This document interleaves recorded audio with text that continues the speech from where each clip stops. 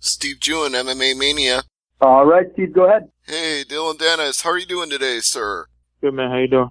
I'm doing very good, and I'm glad to talk to you about this fight you have coming up at Bellator 198 in Chicago. You're fighting Kyle Walker, 2-4. It's your pro debut in MMA, but obviously you've been in the jiu-jitsu game a long time. So I want to first start with that. How did you decide that you wanted to jump into the MMA world after all your success in jiu-jitsu?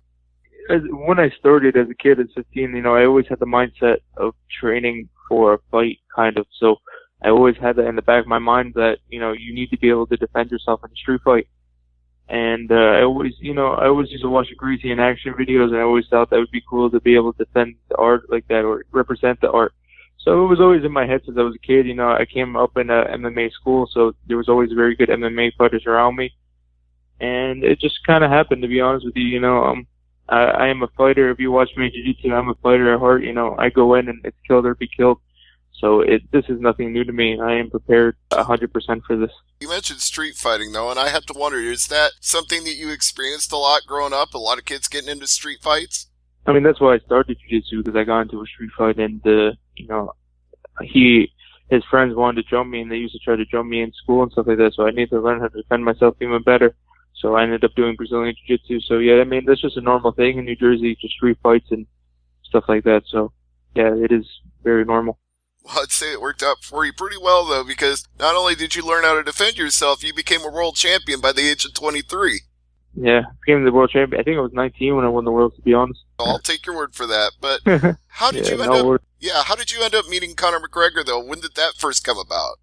There's no crazy story to it. It was just, we were friends online, and, we would talk, and then we ended up just saying, hey, do you want, let's go train together, let's do this, and then ended up going to Ireland and becoming really close friends, and it's been like that ever since. I know that some people have taken that friendship for different things than what it might actually be. Like, some people...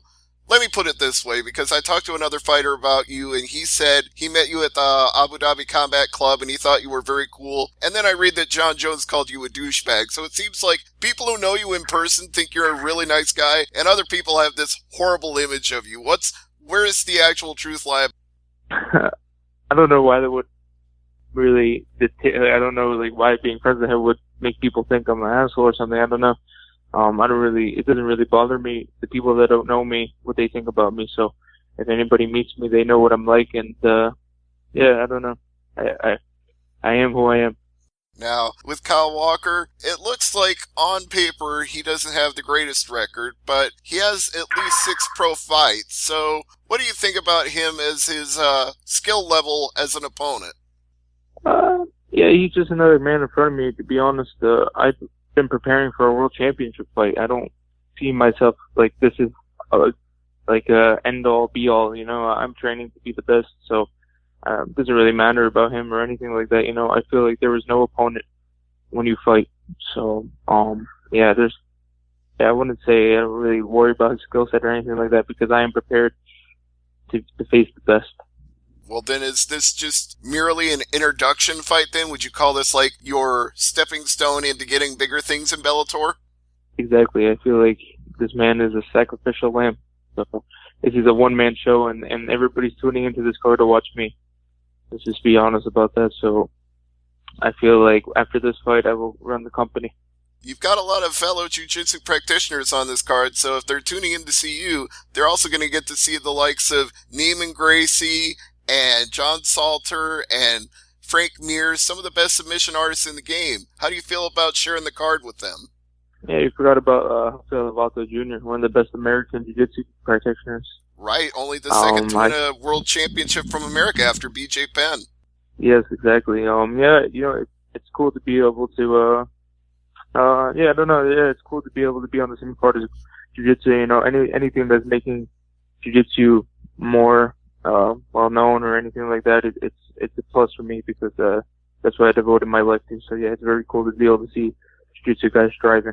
It's also a chance to see techniques that maybe, in a normal MMA fight, we're not going to get these kind of things. But when you got two guys at the level of Rafael Lovato and John Salter, they're going to have to really bust out the big tricks.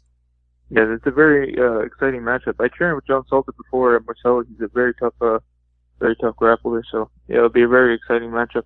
Yeah, in fact, Salter was the guy I mentioned who said very complimentary things about you. He said, he's a nice kid. I don't have any problems with him. Yeah, I mean, at the end of the day, I respect who respects me. You know, you show me respect, I will show you respect. There's a reason that there's certain guys that probably think I'm assholes because they definitely have said something about me. You know, I see everything. It's like that saying, you know, I'm like the elephant, I don't forget. So, you know, that's how I have to feel with that. You know, John Salter has always been respectful to me, and we train together, and he's a cool guy. So, yeah, I have nothing to say about him. I hope he does great in his fight. It's a very exciting matchup, and, you know, hats off to him. So, speaking of... You know, and that's another thing, too. A lot of people say, like, yeah, sorry, a lot of people say, like, the act or something like that. Like, I truly believe that I just go with how I feel, you know. I don't make no fake beef on nobody and stuff like that, you know. I'm who I am, and if I feel a certain way towards you, that's just how it is. But, yeah, this is just who I am, you know. I respect a lot of good fighters, and I respect a lot of people that show me respect, so. Well, that's actually related to what I was going to ask you, is fake beef being one of those things that people start on social media a lot of the time, just trying to get attention. Somebody will call you out or take a shot at you. What do you think about all these people trying to get famous off of you? Winners focus on winning, and losers focus on winners. So that's how I feel about that. I'm focused on what I have to do, and everybody else is focused on me. And these guys have at least 5, 6, 7 fights, 10-0. Some of them, and they're calling me out, a guy that's 0-0. So what does that say? You know, everybody wants it, but then when it comes around, until they get it, they don't want it no more. Trust me, they will all see. You know, they think that this is something other than it is. You know, I would whoop every single one of them easily. Trust me, like, they don't understand what they're getting themselves into. Yeah, well, I'm looking forward to seeing that in person because I'm coming to Chicago for your fight. But before we get there, here's a question about last year, because initially when I wrote the article on MMA Mania saying that you'd signed with the promotion, it was being hinted that you were going to have a fight in 2017. What was the time process for you actually getting this fight? Why did it take until now? To be honest, when I mentioned saying I wanted to fight MMA, and then all these promotions started coming at me like crazy. But I wasn't, at the time, I wasn't like, okay, I want to fight MMA. I was just mentioning it. I was still focused on ADCC. I was still focused on certain tournaments.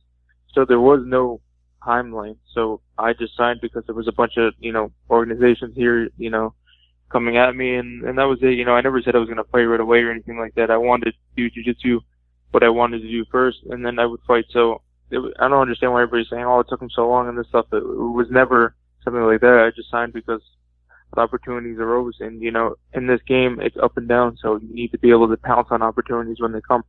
Well, you certainly did. And as far as that goes, doing tournaments and MMA, is that something you're still going to be able to do now that you're making your official Bellator debut? Is that still the plan?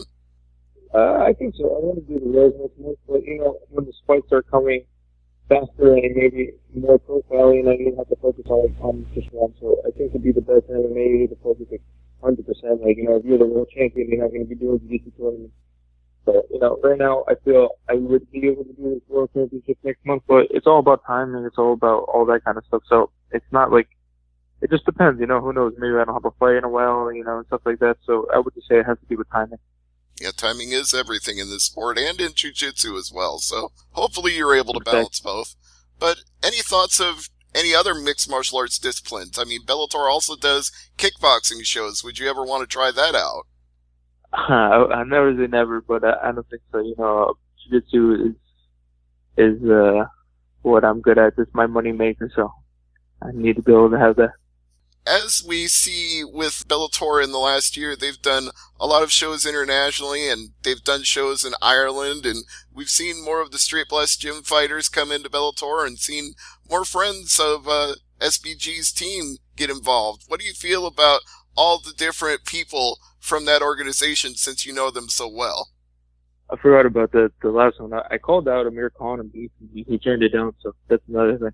So I guess, like, maybe I took I dipped my toes in it a little bit, but they didn't want any of it, so I'm going to stick with MMA for now.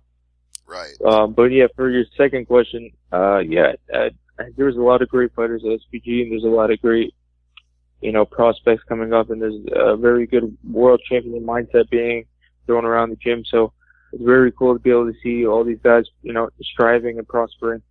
It makes me happy. You know, I am a very I'm very keen in, helping other people and everybody kind of helping each other. There's no hate going around. It's very nice to be able to see everybody getting the opportunity that they deserve.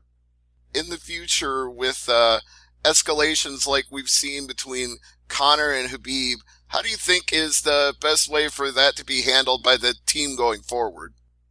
I see Conor stopping Khabib in the first or second round. After that fight, I just watched him and Fuente. He's very chinny. He moves back, and I don't know.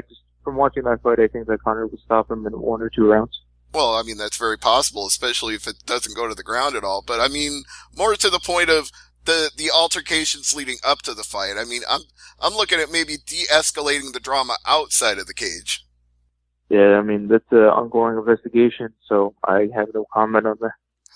All right, well, that's fair. I'm sure there's things you can't even talk about right now, so no problem with that. But again, let's talk about Kyle Walker, because that's the big fight coming up here at Bellator 198 at the Allstate Arena. When they announced me coming to Bellator, I went there and I walked and greeted people, so it was that's where I was actually announced my debut, which is pretty cool. So you kind of got the feel of the place then already. You know the environment, you know the building, you know what the crowd's going to be like. Yeah, I think it holds almost like 20,000 people, so it would be really cool. And I think it's almost sold out. So I'm hoping when I fight, it's super packed. I love that kind of stuff. So yeah, I hope it's a sold out crowd. Well, I think with Fedor on the main card, if it wasn't sold out, it would be damn near close, because a lot of people have heard the legend of the Last Emperor, and they'll want to see him too. Yeah, exactly. But I mean, let's not get it wrong. Everybody's coming in to see me. Right. Well, that brings it full circle then, because that's where we started. So maybe that's a good time for me to get some plugs and anything that you want to throw out, any social media links or anything you like. Yeah, no, nothing. I have nothing really to plug in. No, just SBG Ireland then. How about we give them a shout? Yeah, of course, yeah, SBG Ireland, UND Jiu-Jitsu, all the people that helped me get to where I am. There's a lot of people. You never get to where this point without a lot of help. So there's people that have been helping me since I was 15 years old. So I just want to say thank you for all my teammates, family, and stuff like that. It's not a one-man job. Right, and I'm sure you'll have plenty more time to thank him after a quick victory at Bellator 198. So we'll look forward to that, and we'll look forward to seeing Dillon Danis versus Kyle Walker on April 28th. Dillon, thank you for the time today. Thank you so much. All right, and Dan, thank you as well. Thank you, Steve. Mm-hmm.